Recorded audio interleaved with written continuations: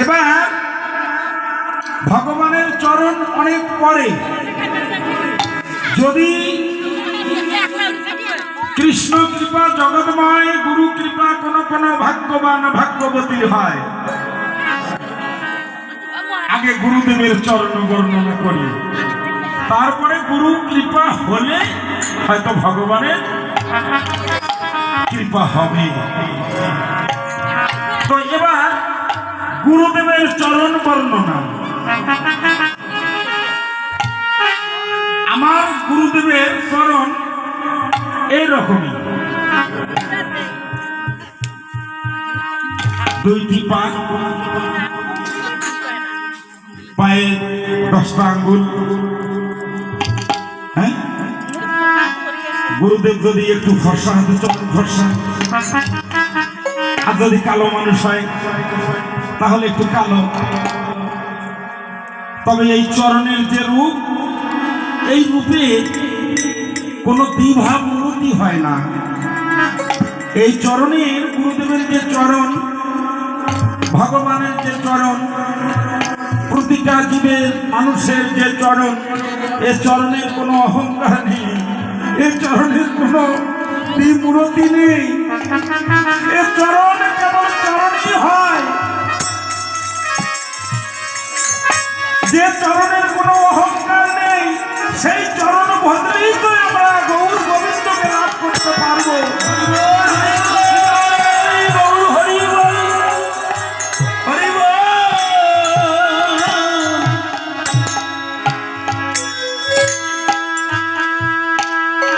চরণের বর্ণনা শুরু হয়ে গেল। আমাদের ওইদিকে একটা পাড়ায় দুই ভাই, অমল আর বিমল, দুইটা ভাই, বিরাট বড় বাড়ি।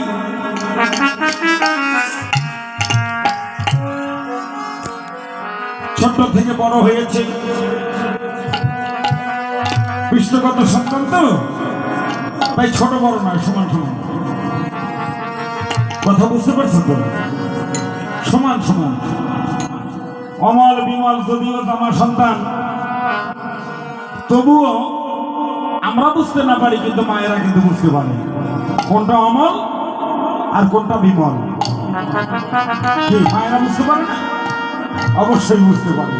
আস্তে এবার অমল বিমল আস্তে আস্তে বড় হচ্ছে, বড় হচ্ছে। মায়ের দায়িত্ব এখন সন্তানকে মন্ত্র নিয়ে দিতে হবে। আদি গুরু পিতামাতা, পিতামাতার চরণ যখন পাশ হয়ে যায়, তখন পিতামাতাই আর একজন গুরুদেবের হাতে সৌবদ্ধ করে থাকে। কেননা ওরা তো আমার সন্তান, আমাকে গুরু রূপে ওরা মানতে সহজে পারবে না।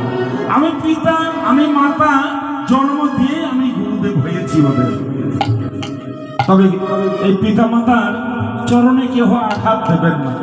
বল, যদি কেহ পিতা মাতার চরণে আঘাত দেয়, এই পৃথিবীতে এমন কোন গুরুদেব নেই যে আপনাকে ওই অপরাধ কাটিয়ে আপনাকে ভগবানের চরণে কখনো পৌঁছে দিতে পারবে। তাই পিতা মাতার চরণে কখনো অপরাধ করবেন না। শ্বশুর শাশুড়ি আজকে জ্বালাবেন, কালকে আপনি জ্বলবেন, তাই ওখানে জ্বালাইন না। সুন্দরভাবে হাঁটি হাঁটি পাপা করে ভজন পথে চলতে থাকবেন। তো অমল আর বিমল বড় হয়ে গেছে, গুরুদেব আসছে, মন্ত্র দিয়ে এলো, বিয়ে শাদী হলো, মন্ত্র দিয়ে দিল যুগলে। আবারও দুজন মোটামুটি ভালোই থাকে, একসঙ্গে সংসার পাতি চলছে। গুরুদেব মন্ত্র দিয়ে চলে গেছে, বৎসর ঘুরে গেছে, আবার গুরুদেব চলে আসছে। আসিয়ে দেখে বড় বাড়ি, সেই বাড়ির মাঝখান দিয়ে পার্টিশন। হরিবল, বাড়ির মাঝখান দিয়ে পার্টিশন, মানে পৃথক হয়ে গেছে। গেট একটা ছিল এরকম, গেট এখন দুটো হয়ে গেছে, পাশে একটা। এখন কার বাড়িতে পাবো? লেখা আছে অমল ভিলা, হ্যাঁ, বিমল ভিলা। অনেক অনেক গেটে লেখাও থাকে, হুট করে কেউ ঢুকে পড়বেন না, কুকুর আক্রমণ করতে পারে। মানে ওই ভগবানের আশ্রয় নাই, ওই কুকুরের আশ্রয়, তাই সাবধান দিয়ে রাখবে। হ্যাঁ, কুকুর আক্রমণ করতে পারে, তাই হুট করে কেউ ঢুকে পড়বেন না। তা যা হোক, এত বড় কিছু নেই তো। অমল তো বড়, তো অমলের বাড়িতেই আগে অমল ভিলা প্রবেশ করলো। প্রবেশ করার সঙ্গে সঙ্গে গো মাসি, হ্যাঁ, একবারে উলোর ধ্বনি আর জয়ের ধ্বনি। গুরুদেব আসলে কি হয়? আপনারা উলুধ্বনি দেন না? অনেক কথা, হ্যাঁ। ওই যে গ্রামের মানুষ শহরে বিবাহ করছে, হ্যাঁ, এখন শাশুড়ি বলে গেছে, আমার হঠাৎ তো দাদা অসুস্থ, তো আমি সেখানে চলে গেলাম বৌমা। তো এই যে ঠাকুর মহাশয় আসবে, নারায়ণ পূজা করবে, আমি সব কিছু গোছ গাছ করে আমি রেখে গেলাম। ঠাকুর মহাশয় আসলে তুমি দিয়ে পূজাটা করে নিও। তো ঠিক আছে। এখন ঠাকুর মহাশয় এসে যখনই দাঁড়ালো, নতুন বৌমা সব কিছু জোগাড় করে দিচ্ছে। ঠাকুর মহাশয় বসলেন, বসে ঘন্টাটা হাতে নিয়ে বলছে, ওমা একটু উলোধ্বনি দাও। এখন মনে মনে চিন্তা করছে, শাশুড়ি যা না দিচ্ছে সবই তো আমি দিচ্ছি, কিন্তু উলোধ্বনি তো দিয়ে যায় নাই। মানে শহরের মেয়ে, গ্রামে বিয়ে হয়েছে, এখন উলোধ্বনি পাই কোথায়?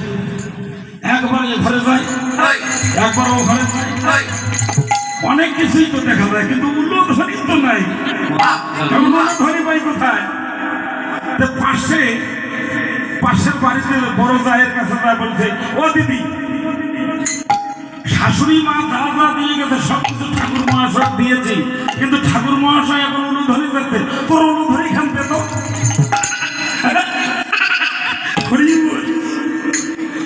এটা আবার কোন কথা গো? আচ্ছা, উলুধ্বনি কি আর দেওয়ার জিনিস? হ্যাঁ, উলুধ্বনি দে। এখন ও তো চিন্তা করছে, এ তো শহরের মেয়ে, এ তো এগুলো ঠিকভাবে বুঝতে পারেনি, তো কি করা যায়? এখন ওর হাত ধরে নিয়েছে এই পাগলি। ঠাকুর মশাই, আপনি পূজা শুরু করুন। পূজা শুরু করছে, আর দুই জায় মিলে এক যা উলু দিচ্ছে, আর এক যা দেখতেছে। ওরে বাবা, একটু উলুধ্বনি দাও তো মা। শহরের মেয়ে, হ্যাঁ হ্যাঁ, কে জানে? বাবা বাবা, এই না উলুধ্বনি, আমি এতক্ষণ বুঝতে পারিনি।